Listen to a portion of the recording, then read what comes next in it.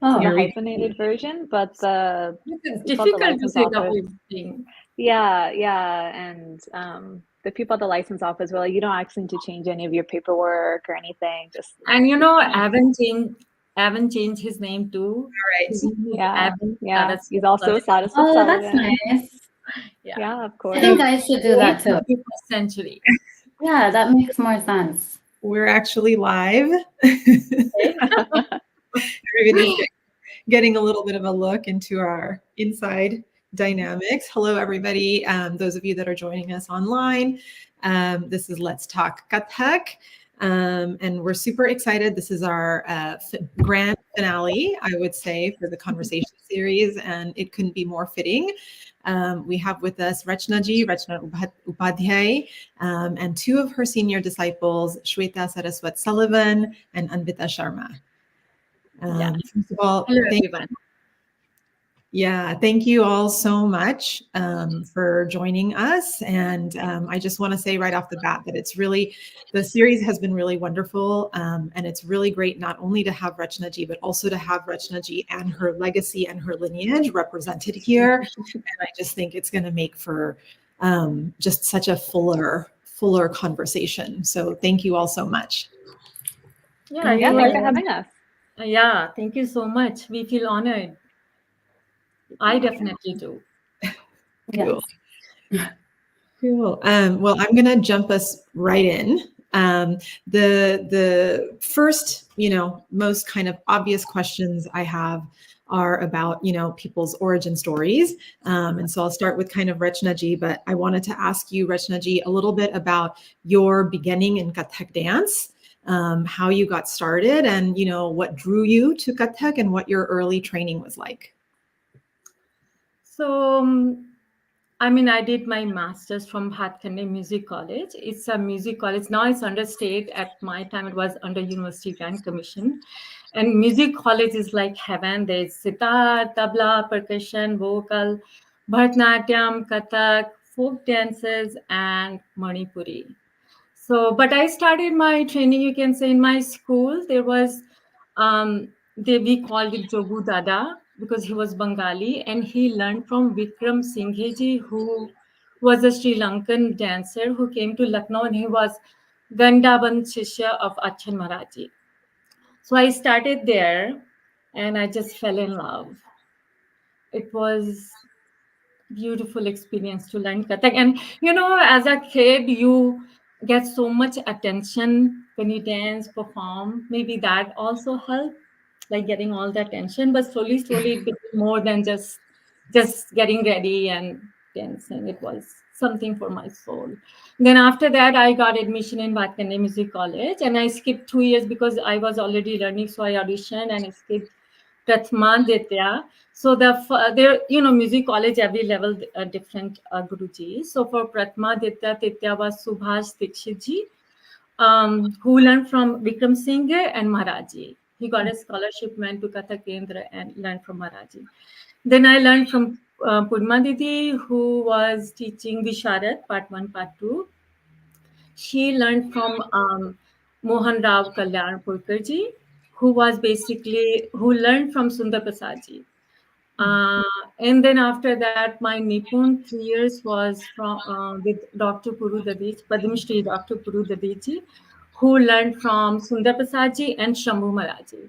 So it's a mixed, and I will say that each one of them, it's something in me. Like when I dance, it's all my Gurujis represented there. From my childhood, Jogu Dada, Subhash Bhaiya, Punma Didi, and Guruji Dr. Puru Devi, just because he was so way above us, so much knowledgeable in everything else, not just dance, that we were a little bit in awe with him. And we were scared too. But yes, so that's how still I can learn more. Still I feel like, I can learn more. We would take workshop Maharaji. It was like in summer, every summer Maharaji would come, Saraswati Didi, and conduct workshops. So Bhatkande Music College was like sandwiched between Sangeet Natak Academy and the Kathak Kendra. And Maharaji would come because it was his home. And of course, we would ask our Guruji. Sometimes Purmadi would also go with us and we'll take workshop and, just sit and talk, and Maraji would sing and tell stories of his childhood, and it was different, beautiful time.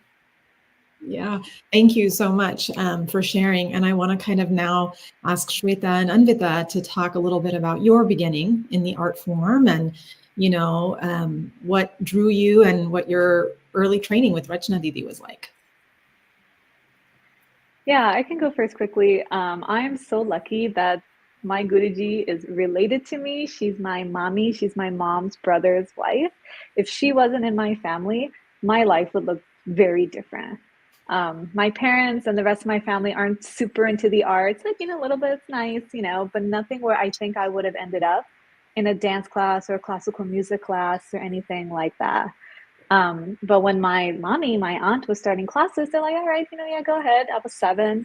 And, it's like 26 years later, we're like attached at the hip, and dancing Kathak has changed my entire life. But again, I was a child, I was put into a class. I was like, okay, and like Rachana Mami was saying, a lot of it was just the excitement, the costumes, the performing, the beauty, being like a student who always wanted to get A's and like be a top of class, like practicing and being like, look, teacher, I did it. And that was always very rewarding as a kid. And then I think the biggest kind of change started happening, when me and my Guru sisters, we started going to college, and our life started kind of opening beyond where we lived and our families and our regular routine. Like a decision had to be made of what place this dance is Kathak going to have in my life. And I realized that like I couldn't let it go. Absolutely couldn't let it go. It just deepened and grew, and my interest in it totally changed. There was a period, like everybody does, taking a ton of workshops, doing a ton of research, watching a ton of videos, seeing the wide world. I think what's so different in me and Anvita's kind of generation of Kathak is having all this access to all these other dancers, and not just the people who come to our city to perform, and watching people on YouTube. And just, I remember when I saw the, videos of the Chitresas dance company and being like, oh my gosh, look, there's like this Kathak company performing on these prestigious stages. Like all of that was very new to me in my kind of teens and early 20s. And then I grew older, my interests changed more, and I pursued a PhD in culture and performance because I was realizing I wanted to grow a kind of a deeper understanding of not just the dance in its technical form. I get all of that, from my Guruji, but its culture, its history, its place in society now, how people interact with it, how people put their own perceptions and desires and things on it. And that was a really enlightening period to help me understand what I felt about Kathak. And that is what informs, how I teach now, how I dance now, how I learn now. And like Rachana Mami was saying, it's so much more. If I never performed again, it would be no big deal, because it's the practice of the dance is so much about what it gives me internally, the relationships I have with people. And it just tears these veils away in like our daily life to bring us closer to something that's bigger than ourselves, that's spiritual, yes, but just, a way of existing in the world that we don't get to in our daily life. So that's why I'm still kicking. And it's all because, I had this amazing good fortune of having Rachana Mami in my life. And I'm blessed too. I mean, getting a student who is so dedicated, whatever the reason was, I mean, it always, the teacher's favorite student who comes and ready to dance. Same with Anvita, I'm not saying just Shweta. Anvita also is always ready. Whatever I teach them, they are ready when they come in the next class. So I'm blessed, both of you, Anvita and Shweta. And Anvita, how about you? Tell us a little bit about your beginning and what drew you to the form. So it's a two-part story, but when I was young, I was also put into class because my mom wanted to learn. So I'm sure you've heard the same stories. Well, I've always wanted to learn, but I couldn't, so I'm putting my daughter in the class. So she put me in a temple that was holding the classes for a couple of years. And I was so shy. I don't remember what I've learned or what I did on stage, but I know I learned Takbar. And I don't think I was very excited about being on stage back then. It was just like, I'm taking this class and I was just actually more probably annoyed that I had to wake up early on a weekend to go. But and then I think our teacher had moved and just dropped the idea of continuing for 10 years. And after and sometime during college, I used to see these Kathak performances randomly, and I was like, oh, I used to do that, and I was really drawn to the music because I grew up in an environment where, like in my mom's side of the family, they were more musically inclined. So, and then I found Rachana after I finished college, and I looked in India Currents and saw her ad, and I was like, can I see a class? Can I come see a class? And she wasn't very close to me because she was like 45-minute drive, but I was hooked from that day. I still remember the very first song that I learned because I teach it. And yeah, and it's been like I've been with her since 2002. So yeah, and it's my life. Yeah. Yes, I definitely understand that statement. And Rukmini, sorry to interrupt, but we would like to say, I mean, I would like to know about your journey to how you got into it and how you started. Oh, if you don't mind. No, not at all. That's so sweet. Well, I've loved to dance my whole life, and I come from a Gujarati family. So when I was younger, of course, the big thing in our family was Garba Ras.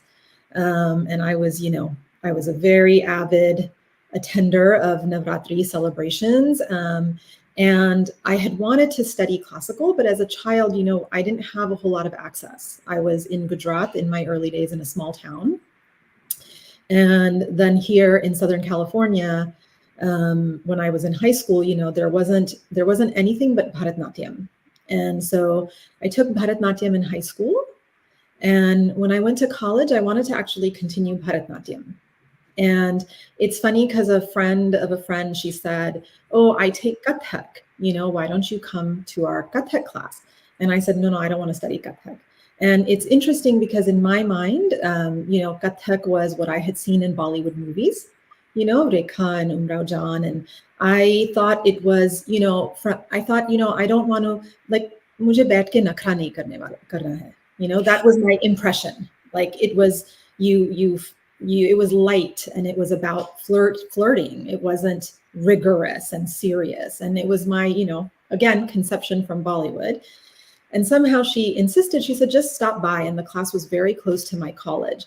And I mean, I walked into that class and I was like, I was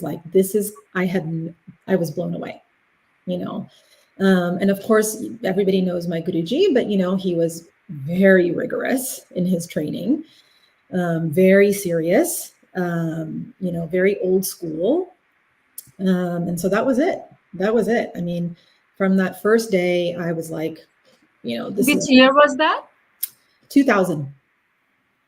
Yeah. Wow. 2000. So it's been 24 years. Yeah, 24 years. Yeah. And I was a college student. Yeah. So that was it. That's my story. Beautiful story. I'm sure Shweta and Anvita can relate, but when the teacher is the right teacher, then the whole dance form in the world opens up to you. My experience so different just because, it's like it's so structured teaching of Kathak in music college. Like everything's fixed. Like Prathama, you have this many tal, Ditya this. So it's like, and here it's like whatever I want to teach. Yeah. Whatever I feel like in my mood, okay, let's learn Dadra today, so we'll go to Dadra. But there it's like you have to, follow a syllabus and you have to complete it by the end of the year. So it's different than, all of you, I guess. Yeah. Yeah. And I want to ask a little bit about, it's one thing to take Kathak and it's one thing to kind of study Kathak dance, but it's a whole nother thing to take it on as a teacher or a performer. And it's a whole nother thing to like run an institution and become a purveyor and an advocate of the art form, So I want to ask, Rachana ji, what made you decide to open up a school and to start teaching? And Anvita, you also have your own institution. And Shweta, you've also, you teach, you perform, and you took it on in terms of your academic studies. So, what inspired you to really do that kind of larger work around Kathak dance? I mean, for me also, I was watching Smita interview, and she said, kids and my garage were there, and I started teaching. So luckily, the Roscoe Temple opened, and I saw Kathak performance there, and I'm like, I should teach Kathak. I wasn't happy with that Kathak performance. I'm so bad. So I thought, here I have a master degree, and I spent at least 15 years learning Kathak in India, and I should do it. And my kids were young too, and I had an empty garage, so I performed in the temple, and I said I want to teach Kathak, and that's how it started. But I will say, teaching is a learning. You learn so much when you teach. I wasn't teaching in India. To tell you the truth, I got a job as an announcer in Doordarshan in 88 or 89. And then I did very less performance, or the only thing I did was like create some dance drama for Doordarshan itself. And because, once you have a job, you have this fixed schedule you have to follow. And I never taught in India. But when I came here, learning, they taught me. My student learning is when you teach, you learn so much. So while I teaching them, I was learning too. So how to teach them so they value Kathak as much, and they understand. You were talking about Bollywood. I will say, I read somewhere in 1955 when Gopi Krishji made the Janak Janak Pal Baje, the enrollment in Kathak school was so strong. Like, there were so many people wanted to learn Kathak. So I will say that Bollywood does have this attraction of getting people attention, but the Kathak I see in Bollywood is not Kathak. Kathak is so complex, so vast. They don't even have a drop of it when they show Kathak in Bollywood. So I explain it to my kids that you should know the difference between. I have no, I'm not against Bollywood. You should just know the difference between Kathak and Bollywood dance. So yeah, that's how I started. But I enjoyed it. Every child, when they go to college, they take my little bit of my heart with them. I get so attached to each one of them. And they teach me when I'm teaching them. It's a learning experience for me when I'm teaching. And I feel blessed that I spent my life doing this for 25 years. Yeah. And I thank Bhagwanji every day. Thank you for giving me this opportunity. Yeah. Wherever God are dancing to, Bhagwan Shankar is dancing, Natvar, Nataraj. Dance is something more than just dance. It's so much more. So yes. Yeah. You can tell Shweta, Anvita. And Anvita, how about you? And then maybe Shweta, because Anvita, you've also started a school. Yes. Well, I started because Rachana Didi asked me to teach, and I had no intention of starting ever. But I started a class in the Pasadena Hindu Temple in 2007. And it was just always kind of on the side, but I always ran the school according to how my guru ran her school. And eventually she said, I want to make it a branch of Kathak Kala Academy. So for the next, basically, I think for about 15 years, I ran it under her school name and kept everything kind of standardized. But a couple of years ago, I quit my nursing job and decided to do this full time. I just couldn't think of anything else when I was at work. One day, I'd been thinking about it for a few years, and then that year, I was just like, I can't concentrate, and I'm not doing justice to my job, and so I just decided I have to do this full time. So then last year, it was actually because I was looking into the testing system that we use. We've had a lot of issues with it. So I was looking into changing. And when I called one of the institutions, they wanted a business license. And long story short, I talked to Rachana Didi, and she said, why don't you just make a different name and start, a new school? She didn't say start a new school, but just because of that purpose. But also because I'd been doing this for so long, it just kind of made sense. And, kind of branched out. But I still feel, or I think we still feel like we're the same Totally. Company or whatever. Like even our logos match. So we have the same logo. Because she made it. Well, I'm yeah, not a technical person, but yes, yeah, she made it. No, I'm so proud of Anvita. I mean, you have to be really brave to leave like a well-paying job, safety of this, and going to this world of like so much uncertainty. So I'm like amazed at Anvita. I'm very proud of you, Anvita. I know, So thank you. But yeah, I'm so, like Shweta was saying, so grateful for Rachana every day. And like when I do my morning affirmations and my, count my blessings, I literally count her as one of my blessings and Kathak.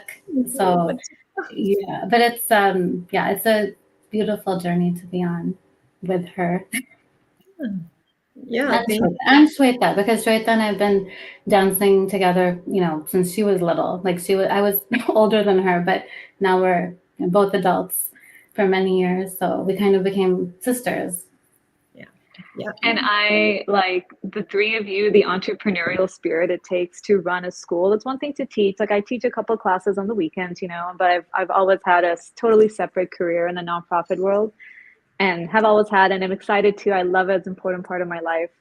But being a full-time teacher or artist, even if you're not teaching, or running an institution like that, takes such an entrepreneurial spirit and such a devotion to the art that is beyond all of the joys of dancing, all of the joys of teaching. There's so much logistics. There's a lot of stress. There's a lot of business stuff, and you have to agree to take that on in order to one gain the joy of having dance be the centerpiece in your life, and to gain all the community and relationships that come with that. You can't have one without the other, and I feel very lucky that I'm like in this in-between space where I'm dabbling, I'm teaching, I'm enjoying that, but I have this other career, and it's a different kind of balance, because I know that entrepreneurial spirit is not something I have kind of ever had. I love having a job where I go in and I do it, and that's great. And then I have my dance, I like that separation. Again, but the teaching, same, our Guruji encouraged me to teach, because she would always say, you learn so much from teaching. You learn on a different plane than you do from when you're learning from a teacher. And I started teaching for a little bit when I was in college, and it was too soon for me. I was very like, why aren't they dancing the way I dance? And like very close-minded about, how to teach. And I wasn't mature. I wasn't ready. And then I started teaching again in 2019, and then COVID happened, and all my little kids went online, which is a whole other, in the beginning of your teaching career, kind of thing to navigate. But again, I had models, I had Anvita, and I had my Guruji to see how they were handling it. And most importantly, what is it important to teach in class? Yes, we're learning the form, we're learning the movements, we're learning a certain prescribed history. But the reason that people stay with their teachers for a long time, Anvita has had students who have been with her for their entire dance career, basically.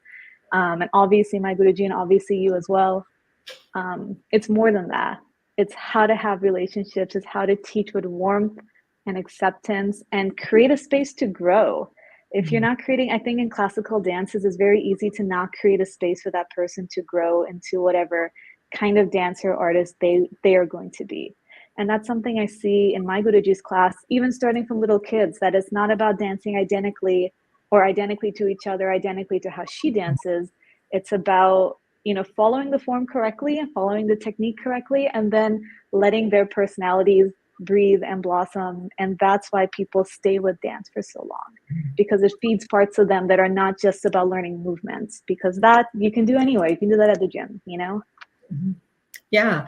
No, thank you. And I love how, everybody has kind of a different relationship, and some of, Shweta, you've kind of kept your, kept your dance and your work life and kept that balance. And, Anvita has kind of really taken it on. So I think it's wonderful that there's so many different ways to do this art form. There's not one way. I want to talk, a little bit about some of the traditional elements of the form that are hard to preserve and maintain as the world changes, and as we are also not in India itself. One of the things is that this art form is traditionally it's one dancer and it's live musicians. And yet in modern times, we see a lot of use of recorded music. And some of it is, well, I would say a lot of it has to do with budgets. and some of it has to do with the availability of musicians, not having. And certainly I feel like here, dance and music have gotten really siloed, but really it's all one. And then the other aspect of the form that is hard, I think, to preserve and maintain is the improvisational aspect, because it takes many years of setting the foundation before you can do that. So I just want to ask you, Rachana Didi, Anvita, Shweta, how you navigate kind of just obstacles and struggles around maintaining these two traditional elements of the form as we practice and promote them here in the West. You all want to answer, Shweta? Yeah, Anvita? I mean, after you. Okay. So, everything changes when people were doing solos, like, imagine temple or court, small places. That way it was more like a solo performance. These days, stages are so big, you can do a solo performance. I mean, I wouldn't go and watch unless it's Maraji or somebody who. So, I think that's the reason it's more choreography, more people dancing together. And I mean, when I learned there was no recorded music in my class, every time there is sarangi player, and all artists, A grade artists of Akashvani, I was used to that high level. I would never have imagined that if you could give some composition, it what won't be ready. Like if you tell an artist, so it was such a high level accompanies with us that I took it for granted. But I understand it's really difficult in USA to find musicians. So recorded music is a blessing for me. Otherwise, how would I teach? And lehra is good. Like lehra you can teach everything, but tabla is like it takes your dance to next level. Like it supports the dance. It's like it's feeding all your senses. Like when it's sarangi playing, it's like another world. And then flute comes, oh my god, it takes you to Vrindavan. And then percussion comes, and I mean it's all together. But the artist has to be that level for to accompany a dancer. Otherwise it's no fun if you are stressing about your live musicians. So, and it's so hard to get dates and everything, and even the students and the musician, and then you getting so in that sense I feel like recorded music a blessing. And if you want to make your rhythm sense strong, lehra is there. Just do the whole dance on lehra, and you will be strong in all your rhythmic patterns and all that. But I do think it's the requirement of this age and era. Like when I was learning, there was no recorded, nobody would have imagined dancing on a recorded music, but that was that time. Now it's not. Even in India I see sometimes people perform on recorded music, which is okay, I guess. So for me, I mean, recorded music was a blessing. I would go to India, get my music recorded. Okay, I need jhaptal because in this syllabus is there. So it was good for me. I wasn't exposed to that, obviously, as when we first started Kathak. So I didn't know it was so integral for a long time. And then we started experimenting, after a few years, but it was really hard to hire the musicians. So it's always been like, we're so lucky to have any live music. And it wasn't really until we started those exams that I felt like I understood the importance of the lehra, because we're so used to live everything. I mean, not live, sorry, recorded. But I mean, I really like keeping whatever we can of the traditions alive from, like I like teaching Rachana Didi's compositions, but I know some of them are from her gurus. So I feel like I'm keeping these really old choreographies alive, but then also creating new ones. And then I feel like when they started all the live, when they had all live instruments available, they didn't have recording. I mean, when it originated. So I think that's also part of it. And now that we have all this technology, we can use recorded music. So I like both.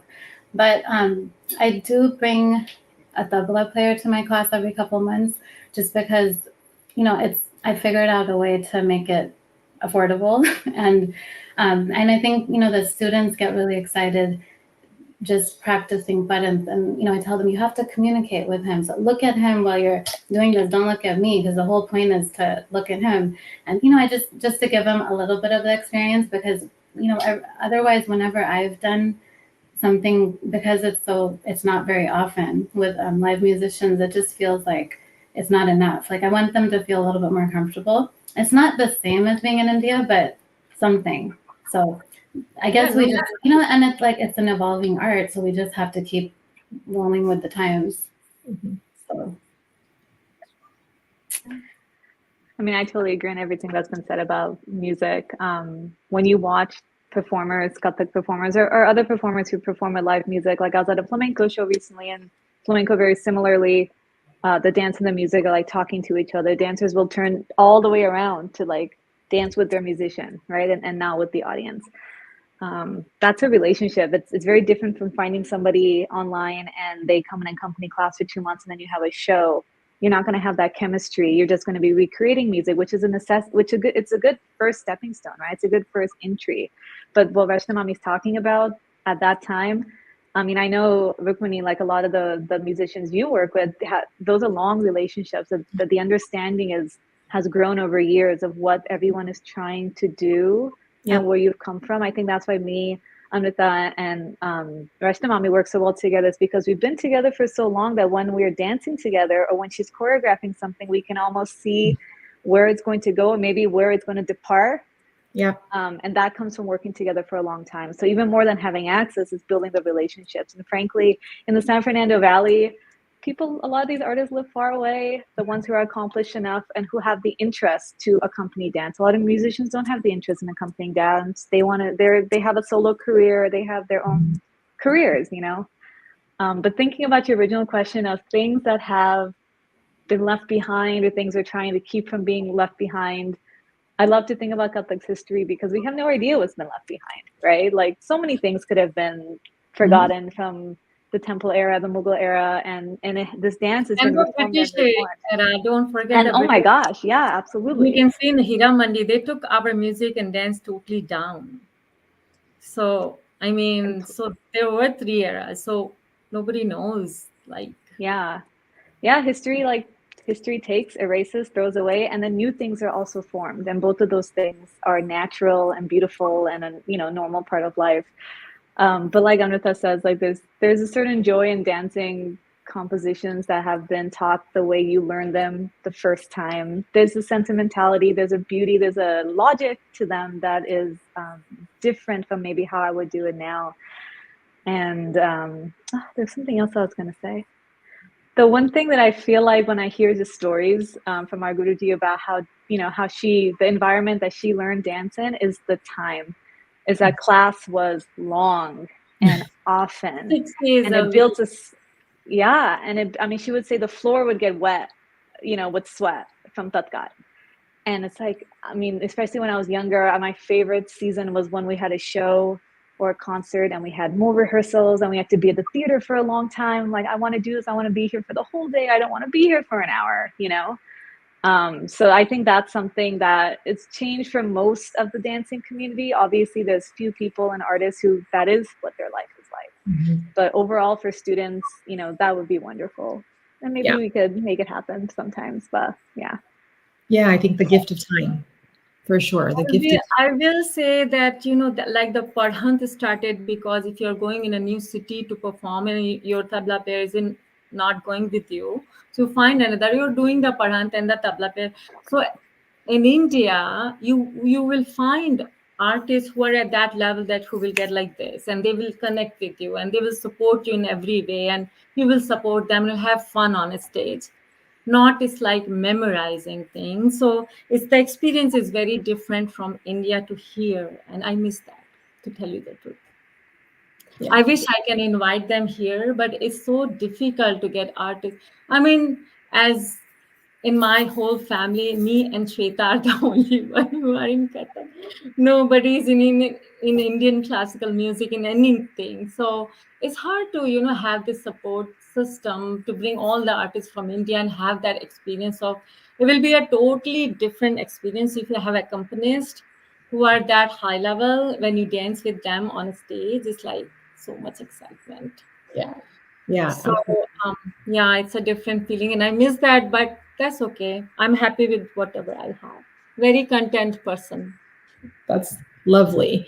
I wanted to ask a little bit about the spiritual element of Kathak dance, because all Indian classical music and dance has this spiritual element, right? They say that there's many spokes that lead to the center of the center of the wheel representing the divine, and art is definitely considered one of them in Indian philosophy. And yet, that's a very difficult thing to teach.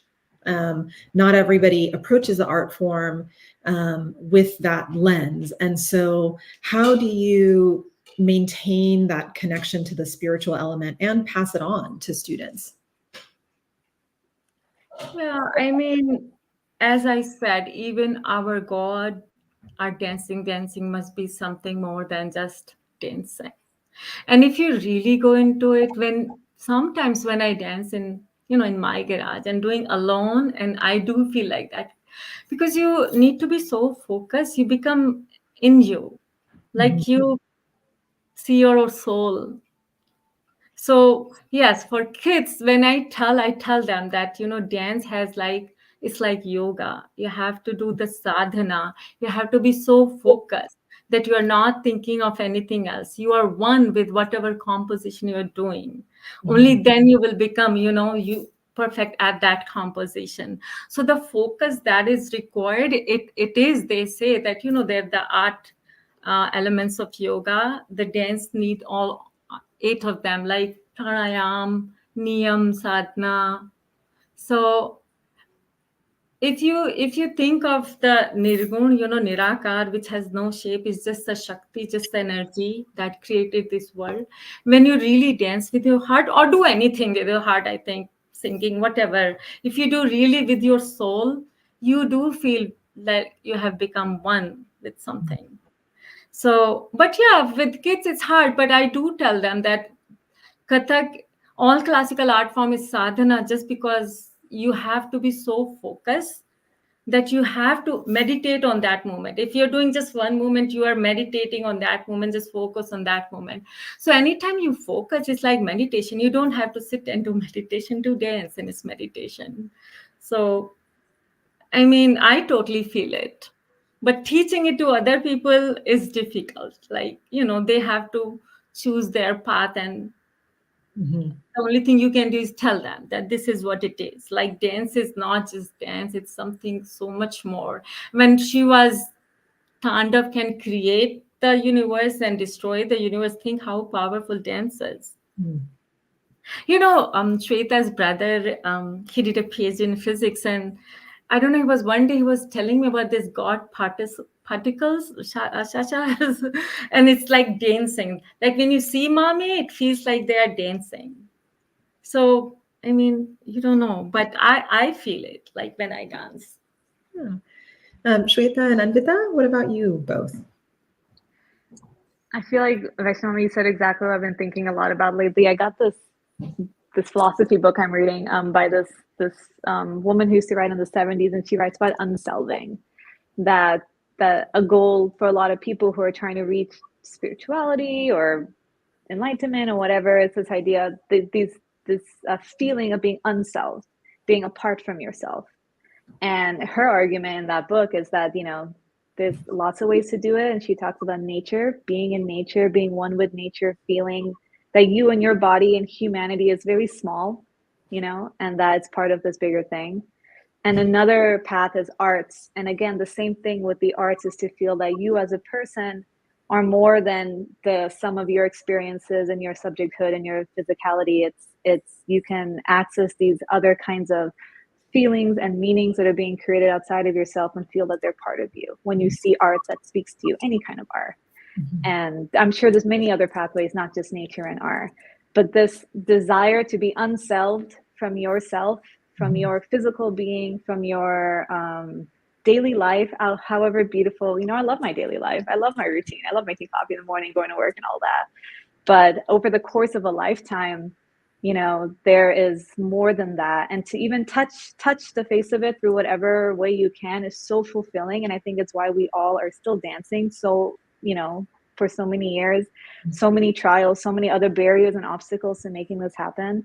And yet we're still doing it because you get that chance to scratch away and see something that is separate from yourself, which is counterintuitive because so much of dance, especially for kids, like we're talking about, is look at me, look at my outfit, I'm on stage, And so it seems counterintuitive that is what's propelling the commitment to dance. But I think people who dance for a long time or practice any art for a long time know that is really what's sustaining it, and everything else is gravy. Frosting over the cake. I was going to say that dance is, or especially Kathak, is 100% meditation for me, because I noticed that a long time ago. I've tried to meditate. I mean, I have a daily practice, and I've done, Vipassana. If you've heard of that, it's a 10-day silent meditation. But I haven't felt as focused ever in my life outside of doing Kathak. And I noticed a long time ago, when I was starting to get into it, that, my mind is just everywhere. But when you're dancing, I think everyone has to have some kind of connection with it, even maybe on a different, maybe not at the same level, but like even on the very first day of a new class with brand new students, I'm like, you have to pay attention to where your feet are, your hands are, each finger, the mudra, the expression on your face, everything has to be synchronized, and you have to listen to the music too. So it's like, because doing all that, they don't hear the music sometimes. So it's definitely like a meditation for sure. And also I remember writing Rachana like a love letter once after one of my classes, and I was like, I just feel so happy being in this class, and I was just going on about how grateful I was, because I was writing that when I'm in class, I like, even when I've had in the past 20 something years a lot of issues in my life, with like everybody, but when I'm in doing Kathak, I don't think of anything. Like, there's only been like 3-4 times where I can't concentrate because it's really bad maybe, but most of the time, like, it's almost like a medicine. And then definitely like because a lot of the dances are about Lord Shiva and Krishna. I feel like I'm not I'm not exactly like very religious, where I wake up and I do this puja every day, but this is like my puja. And my mom thinks so too. She's like, this is like the best career because you're doing God's Leela and through dance, and so it just feels good. And yeah, like everyone, I think, will have, I don't know how you can teach it either, but I think you feel it when you listen to the music. And I think if you join Kathak, you're probably also attracted to these like the Hindustani classical music. And even with vocals, I started vocal training a few years ago, and I was telling my mom, when I sing, I almost feel the same high that I get with Kathak. And she's like, oh, that's because those notes are, they have high vibrations, and that's why you're feeling them. And I was like, okay. So yeah, it's it's definitely spiritual also. What I'm really hearing and what you're saying, let me just add one thing. I'm just putting it together. I think what's so nice about the classical arts is there's so many ways to feel this feeling, is that it provides a structure. And so you're not on your own. You feel supported by the notes you need to sing, the things you need to do, and they're all like helping you along. And that's what's so beautiful about classical dance, is that there's a structure for you to be able to fold into and do all these other things. So yeah, and it's like a full body experience, like mind, body, everything. Soul. Soul. And how about you, Rukmini? I would like to know your view too. Just because I want to know you. I mean, again, but I don't know you. Yeah. No. Thank you so much. I also, from a young age, was always drawn to the dance and the music. The music was for me, the music was a big part of access to spirituality. But something about the music and moving, it's like a full-bodied experience. And I was always attracted to Indian classical music, just the depth, So I think for me, I showed up wanting that from the dance. It wasn't that I liked the dance and then Guruji introduced me, and he was very much, I mean, spirituality was absolutely core to what he taught. You know, he would say all the time, Sat Chit Anand, you know, dance is truth, consciousness, and joy. And what happens when you are fully immersed, and like kind of Anvita said, it is a yoga because you have to concentrate, you have to focus so much. And when you focus that much, you start to really come into like a deep alignment with yourself and, you know, with everything. So I think for me that aspect is one of the main aspects that drew me, you know. And I was a kid, like my parents put me in Swadhyay and I found it so boring. I'm like, I don't want to read about, like reading about Indian mythology I found it just boring. And that approach to religion and mythology was not for me. But you tell me to dance anything about Durga or Ram, and I want to know the story and I want to know the background. So the dance for me opened up religion, mythology, God, spirituality, all of that. And in like when we dance, there's so many things that like connect you. Like, the spins that we do, they say that we spin, all the 7 chakras in your body become aligned. Yeah. So, and the dancer, they were Brahmins and they were philosophers, and they saw everything's like going in cycle, life cycle, day and night.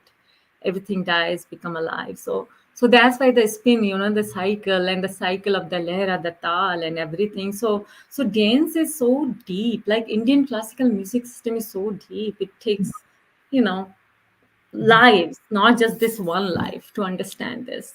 So Yeah. totally, it's very spiritual. If you go deep into it, not watch Umrav Jan. Yeah. My last question that I wanted to ask, and this is, one of my, as you know, my pet passions in the art is, just the fact that there isn't a lot of financial infrastructure and support for Kathak dance. Really, the art form survives because individuals take it upon themselves, and, many of us have support from families.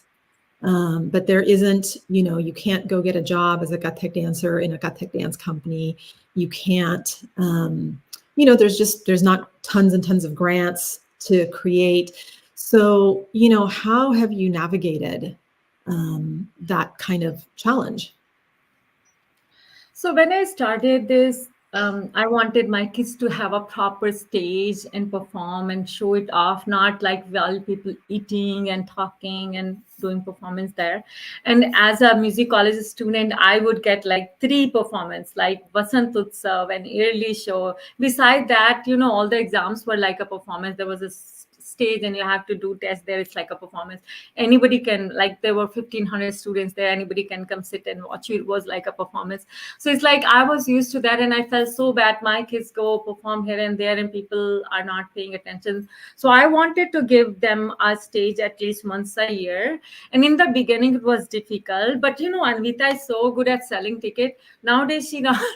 But at that time, she would sell like 30, 50 tickets and it would cover, like some of it will go from my pocket, but I was happy with that, like at least. But then luckily Shweta went into non-profit and oh my God, I so lucky now. I don't have to worry about like money. I can do my shows, make my kids work hard and say, this is what you show off when you perform. Yes, live music is difficult, not just because of finance, just because getting dates for rehearsal and all. And it's not, kids come once a week. It's not like they are coming 6 days a week. So you need practice to perform with live music, and arranging the date is more difficult than arranging the finance for me. Yeah. So, but I'm blessed in the sense that Shweta is a non-profit. So, and before that, Anvita and everybody will help a lot. But I didn't think, even if it was going from my pocket, I would give my student this once a year, one show, so that they can go and show off what they have been learning. and that motivates them too. You have to think of the ways to kids to be motivated to learn this art form. Like there's so many other things that kids get distracted. So whatever motivates them, everybody has their own. But yeah, so in that sense, I have been lucky that, before they would all work hard to sell tickets, so at least I cover some of my cost. And then Shweta went into a But you're nonprofit. also talking about putting on the show and the production costs and all that. There's also the whole other side of making your living, as an Oh my artist. God. And Yeah. same So with Anvita, in yeah. that sense, totally, it was never on me. My mortgage payment is not on me. It's my husband supporting me. Yes. Yes. That's why I was amazed at um, Anvita, that she bought a house and she left this, well-paying, safe job. Nurses are always in demand and going. So I was amazed. I would have been scared, but I had my husband, my whole family, like Sasha's mom, everybody supported in everything. So yes, because of that, finance wasn't such a big deal for me. And now, whenever we plan something, I have a dream and something, and I tell Shweta, and Shweta is like, okay, mommy, so what should we do? Do you think we should make this like this? So we plan and so I know it's not same as Indian government. Indian government is doing a lot for classical. Otherwise, Sarangi, sitar, I mean, all would have gone by now. There is like reservation for artists to get a job in government job, and you just focus on your dance. You are getting paid to just focus on your whatever artist thing you are doing. So it's not as same as Indian government. I will say they are the patron right now for all Indian performing arts. But here also, if you work hard, um it's okay. I just because Shweta so Shweta's doing so much work. I could have done it alone. Like, I mean, teaching, doing everything, and then writing and report and all this. I cannot do that. So it's Shweta who's doing all that work. Credit goes to her. So if I have a live music, it's because of her. If I have a big stage to put everybody there, it's because of her. So thanks to Yeah, there was I one time. appreciate hearing the transparency. Go ahead, Anvita. Yeah. Oh no, I was just saying there was one time that they asked if I could help write, like with one of the applications for the grants, and I was like, I saw the amount of stuff you have to do, and I was like, I cannot, and I couldn't help. It's a lot. I mean, yeah, Shweta does a lot. mhm. I'm very thankful. Oh my God. I mean, it was the time crunch that time, but like I would have had to start way in advance if I had, But also, But we didn't really start getting those grants till pretty recently. So, I mean, maybe like the last 7, 8 Yeah, years. yeah. So that's what I said, that before that I would spend from my pocket. Like, whatever I have to do, I have to do. So, and just because my husband is supporting me, if I was doing yeah, everything, yeah, then it would have been hard. Yeah. yeah. I would love to hear Rukmani and Anvita, like how you build, like what are your building blocks for creating a sustainable kind of business? Obviously, teaching is critical, right? Teaching is like a regular income, but again, that's it's so difficult, and I think there's a lot of lack of transparency when you see artists on Instagram and they're doing all this, and you're like, how is she traveling and doing all these shows? It's like she has a family who's supporting her. There's something, there's something going on, and it's there's nothing wrong with that, but it's very limiting when there's no transparency. So I really appreciate the question. I would love to hear from both of you how you guys are making it work. Anvita, why don't you answer? Oh, sure. So it's, you mean getting the shows together? Just Making a financial, career. making a Oh, career. yeah. So when I quit my job, I was just, I knew that I can always fall back on nursing. So it wasn't, and I had been doing this for long enough that where I kind of had my own template. But I also think that if you work really hard, you can do any, and like now I see that if you really love what you're doing and you never work a day in your life, that saying, if you love what you're doing, you'd never work a day in your life. So in a way that's true, but I also feel like I've made it work, but I don't have any downtime. Like I don't have, I mean, I'm doing okay because I'm kind of killing myself like every day. So I do wish that I could kind of take some, like not take on as much work. And it is hard because I have to teach. That's my kind of regular income, even though students fluctuate, but I have to do that. And then everything else is, whenever I find time, I always feel like I have like 15 projects waiting to be done, and it's just never going to be done. So the way that I've made it work is just work a lot, and get students involved that feel more like the ones that feel kind of ownership with the school. So they're usually like how Shweta and I feel with Rachana Didi. So if you have some people to help you, that helps. And then, like I would tell Rachana Didi too, just raise your prices for the show because, like, because when she would be worried about breaking even, and even more recently, I was like, you can charge more, but she's always trying to make sure that everyone can attend, and make it kind of reasonable for everyone. But the prices of everything have gone up, and people spend so much money on kind of useless things sometimes. So, and I haven't seen any.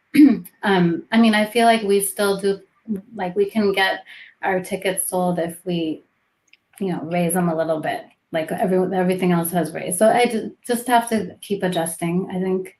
But yeah, it's hard work. Yeah. And I just want to echo, I think what you said, Anvita, is that, it's, I feel like I've made it work because I'm willing to teach and write grants. And, you kind of have to like do it all. You're doing everything. Oh my God, alone. I have Shweta with me. I have Anvita with me. Well, I'm not all alone. We have all. Okay, that's good then. That's good to know. Yeah, I have my Guru sisters, and I have, people in the school that support, but it's not, I would say that it's not sustainable. You can do it for a little while, and I've certainly done it for like a good solid 10 years now. But I think you get really stuck, like teaching is your solid income, but then you don't have time for artistic expression and creativity. And grants are there, but as Shweta, the grant world for traditional arts like Kathak, who understands Kathak? And it's a Band-Aid. Yeah, and you have to squeeze your framing of your art form into a frame that the funder understands. And so the freedom to do really what you want to do and need to do for the art form is not there. So I think it continues to be a challenge. And I'm really hopeful that, as I'm seeing a lot, there's, I think, a little bit of cause for optimism because I think there are just more and more people who are really interested in the classical arts. And so I'm hoping that with the influx of new generations of passionate students, that over time we'll be able to kind of, create some kind of like more support than there is. We're not going to necessarily solve all the world's problems, but, hopefully it will get better with each generation. If I could add one more thing. So I work in development, I work in fundraising for the nonprofit sector, and I used to work in the arts, and now I work for policy advocacy. But I wanted to give a shout out. I used to work for the Alliance for California Traditional Arts. A lot of you are familiar with them, and they're a grant-making organization that serves in the entire state of California, and they serve the folk and traditional arts. And part of what I did when I was there is I co-wrote this report. That's what I went up to go get. I co-wrote this report called Tending the Taproot, Opportunities to Support Folk and Traditional Arts in the US.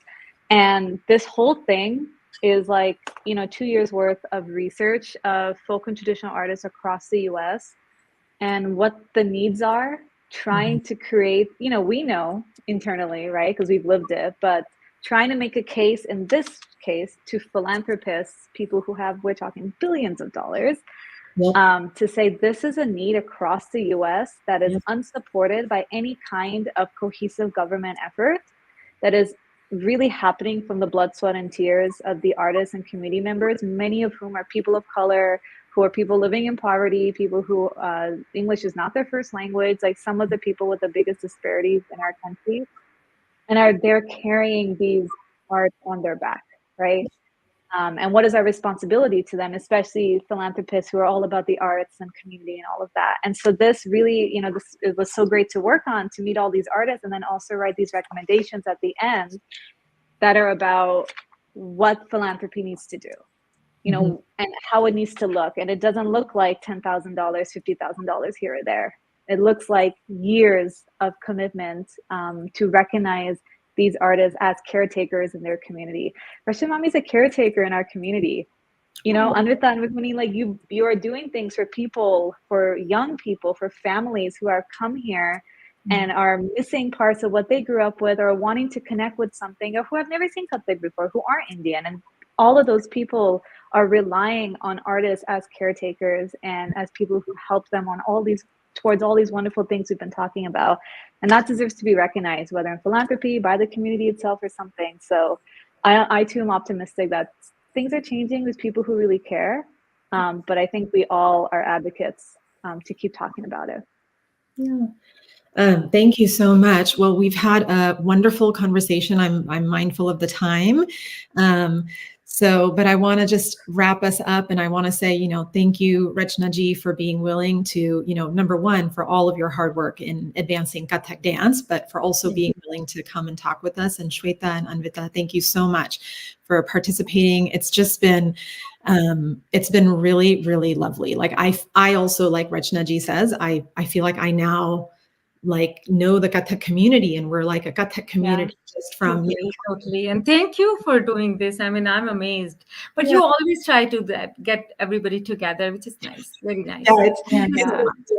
It's a little bit of a blessing and a curse. Well, everything we appreciate it. I have a habit of creating a lot of work for myself. That's the artist life. Unpaid work. Yeah.